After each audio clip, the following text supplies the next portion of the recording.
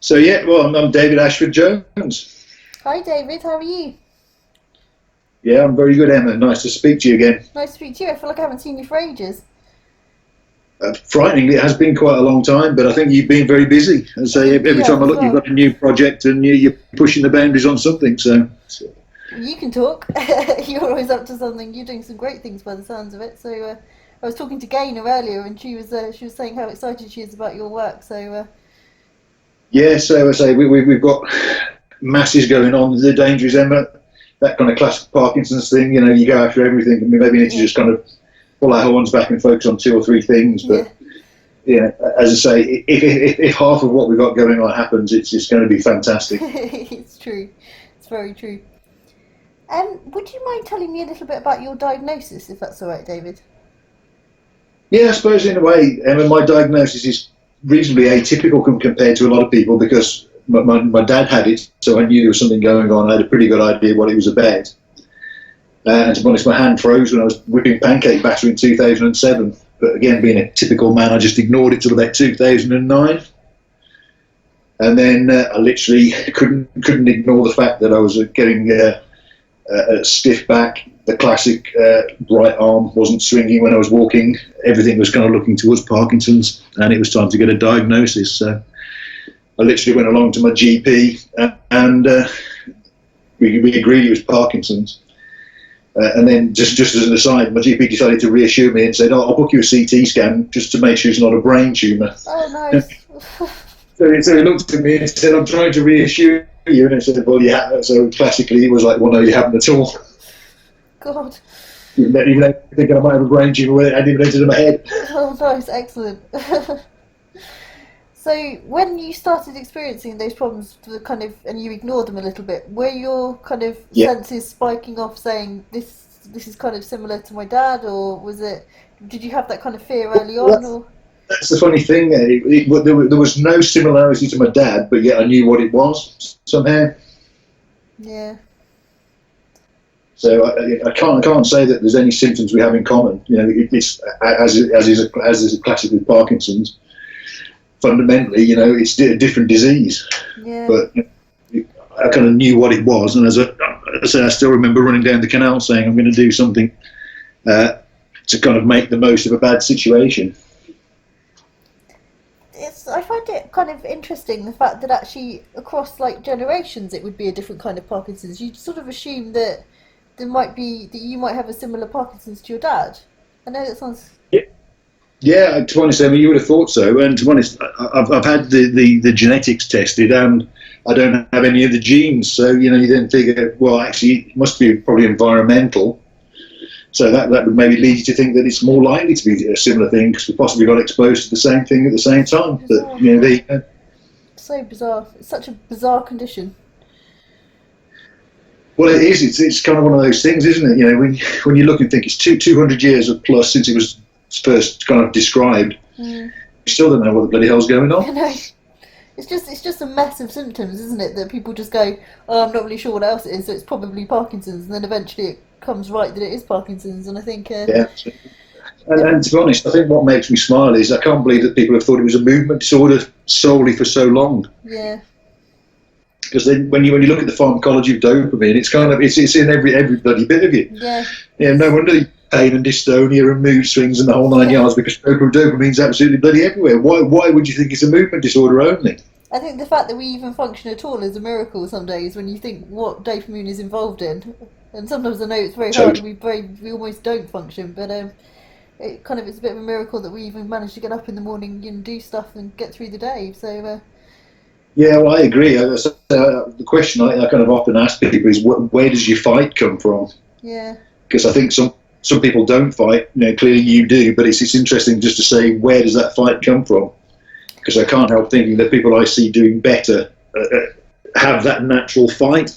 yeah. But it's weird because dopamine is, if you don't have dopamine, then you become slightly likely to become sort of apathetic. You're likely to become depressed. So it's trying to stop you from being fighty, isn't it? Really? Yeah, and to be honest, has a massive role in decision making as well. So, Yeah, but again, it just shows how understandings come forward. Because when I did my degree in pharmacology, 85 to 88, I think there was one dopamine receptor, and now there's what, 5 subtypes. Really? Yeah, and to be honest, back then it was like, literally you have dopaminergic neurons, and now it's quite clear that there's no such thing as a purely dopaminergic neuron. Literally each nerve system has, a mixture of transmitters in it, and going back to your kind of comment, it's a mush. My technical term. Yeah, I don't think I'd have got away with that in my dissertation from my final. It's a mush. Quote me. Yeah. So what for you at the moment is your most frustrating symptom, would you say? Well, to be honest, looking at myself on the camera, and the fact that every time I get excited, I start bloody getting dyskinetic, and because I don't really get dyskinetic, which is quite funny. No, Emma, my most frustrating thing is when I'm sat in front of a computer and my hands go off and I can't type because my brain is still flying away.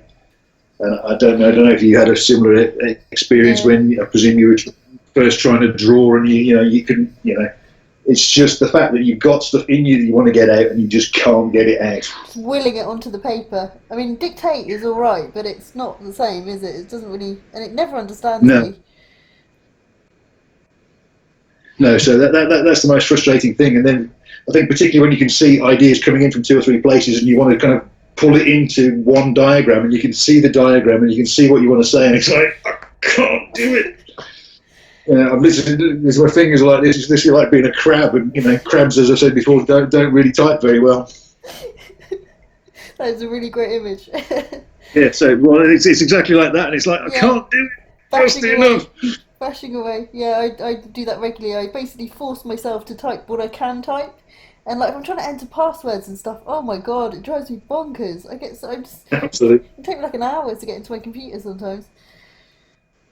So frustrating. Yeah. Well, it is, but again, that goes back to that fight, doesn't it? You just keep going. Yeah. Annoyingly, yes, you do. And then, because again, let's say, I don't know how you probably relate to this, because then you fight to get it in, and then I can feel the tension building up in here, and then in the end, it's like someone's put a coat hanger in my shirt. yeah. And it's like, so I've typed what I wanted to type, but now I can't move. I have the same. I'll get into my computer, I'll finally get the password in, and then I'm too tense to do anything, and then by the time I actually can loosen up again, the computer's gone to sleep and I have to do it all over again. So, you always look impeccably dressed, even though smart shoes and clothes are pretty uncomfortable for people with Parkinson's. Is this a kind of a conscious decision you've made to basically not let your standards slip? Absolutely, yeah. So, I think what did I say to the guys at the Cad and Dandy when I got some suits made? Your Parkinson's doesn't have to take your style away. So I do notice that I'm very picky about clothes, and if they don't fit, they don't stay. Yeah. So you do notice that you are definitely more aware, and it's just a peculiar. Again, I'm guessing everyone feels this, but if you go off and you just find your clothing a little bit tight, it's a nightmare. So I think the classic is your waistband. When you're off, you can't pull your waistband up, and it really distracts. Well, it does for me.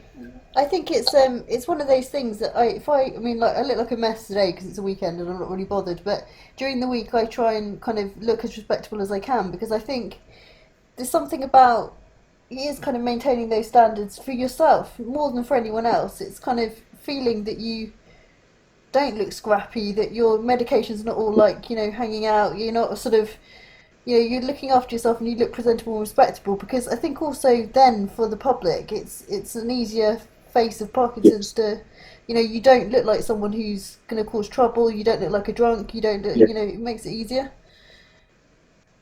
Yeah, I suppose, to be honest, Emma, as well, I'm very lucky that, I still work, I still consult, I still earn a ridiculous sum per day for consulting, and, as part of that, I have to be there in a presentable form. I think people can deal with the fact that I go off, now I've come clean, because they know that what they get from me outweighs, sitting and watching me struggle for a half an hour, but you have to go with a certain standard.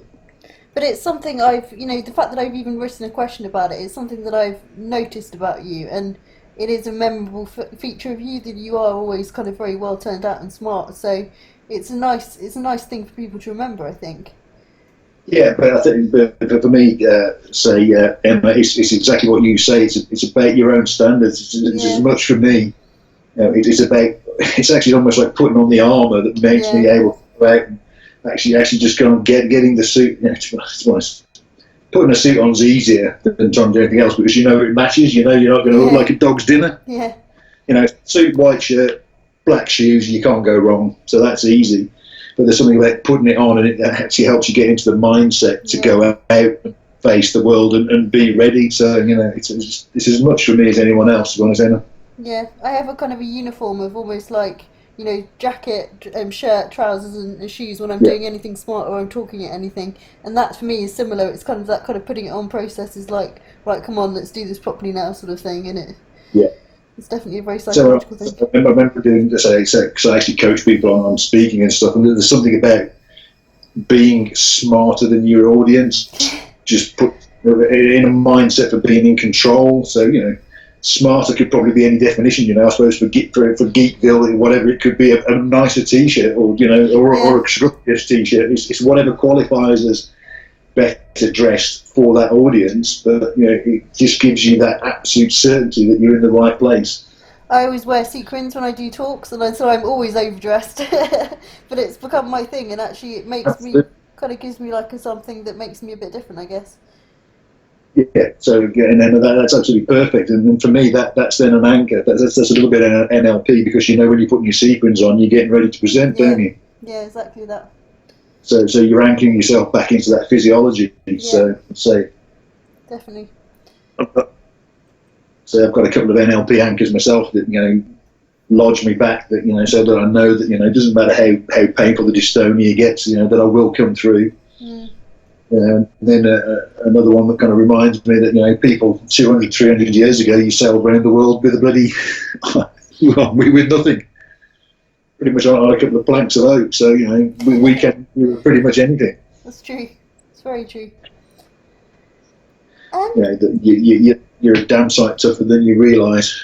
Yeah, I think we've sort of become softer, and everything kind of comes to us more easily, and we don't have to battle so much. And I think Yeah, actually having to battle is quite interesting. Suddenly having to fight and use your instincts and use your kind of animal skills almost yeah. to defend yourself and your family and to but do what's best is actually quite interesting. I think I find it quite an interesting challenge. Yeah, so to most it comes back to that question I said a little bit earlier about where does your fight come from? Yeah, And I'm not sure that it comes from the same place for everyone, but you certainly recognise individuals that have it as opposed to those that don't. where do you think your fight comes from? It's almost sheer bloody mindedness that Yeah, as I set out that I suppose there's something about family that I wanted to get my daughter through school. I remember when I said to you, I set out 2006 or 7 running down the canal saying that I wanted to be an international inspiration. That's a pretty bold thing to say and repeat. And there's just something about trying to make sure that what the disease takes from me, I kind of learn from and can kind of turn into a positive. yeah, definitely. And that I think that's just deep seated in me. There's a bit of genetics in there, I suspect. Mm, Um, but again, I was just reflecting here when you were saying, one finds you on the floor, you're trying to get the pain out of your legs.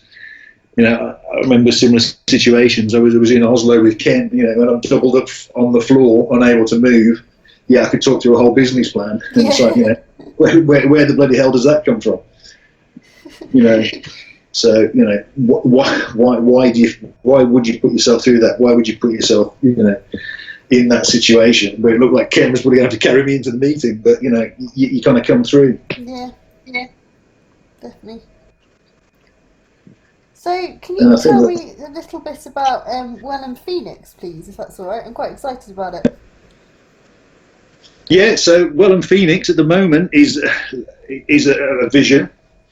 And the vision is that we will create a pharmaceutical company that sells generic medicines for Parkinson's disease, and we put the money that we make into Parkinson's disease research.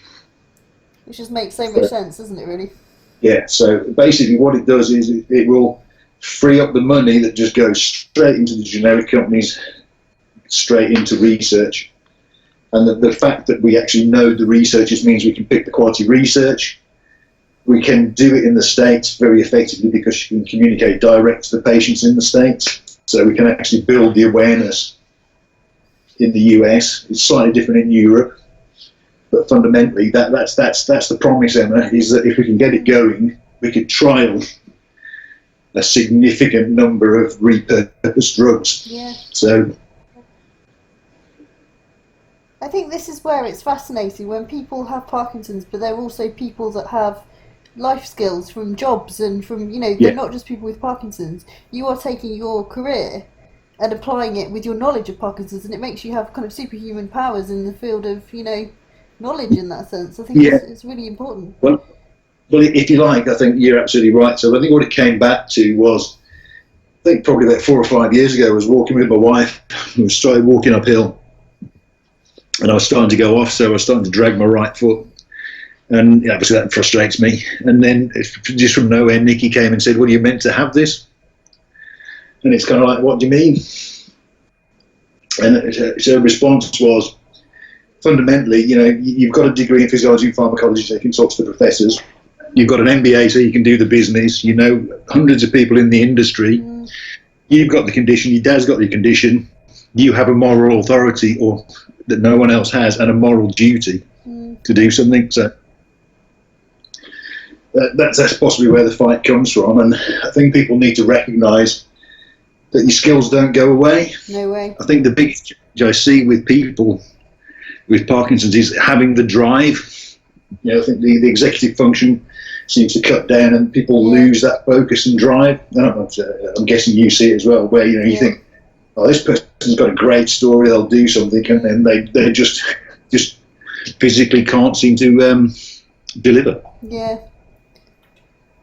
Yeah, definitely. That's no criticism, No. But it's an observation. So we have such knowledge as patient experts that no one else can have, and I think if we can use our voices, use our skills, then we are the ones that, combined with the other people that have the other skills that we need, will be able to bring about change and make things actually happen. Totally, Emma. So my kind of drive for Well and Phoenix is, we go back, we're 200 years in, nothing's happened. There's nothing new really for 40 years since my dad had it. That's just bloody criminal. That's crazy. So we either carry on doing what we're doing and we'll get what we always got, which is a classic platitude. But then when you look and think, actually, do you know what? If we don't really take a handle in this, we really, really won't get anything. No one really knows what we need. I sit on a board for clinical trials. There was 5 clinical trials for dyskinesia the other week. And dyskinesia possibly doesn't warrant 5 new clinical trials on it. There's people every day tell me, "Solve my pain. Solve my dystonia.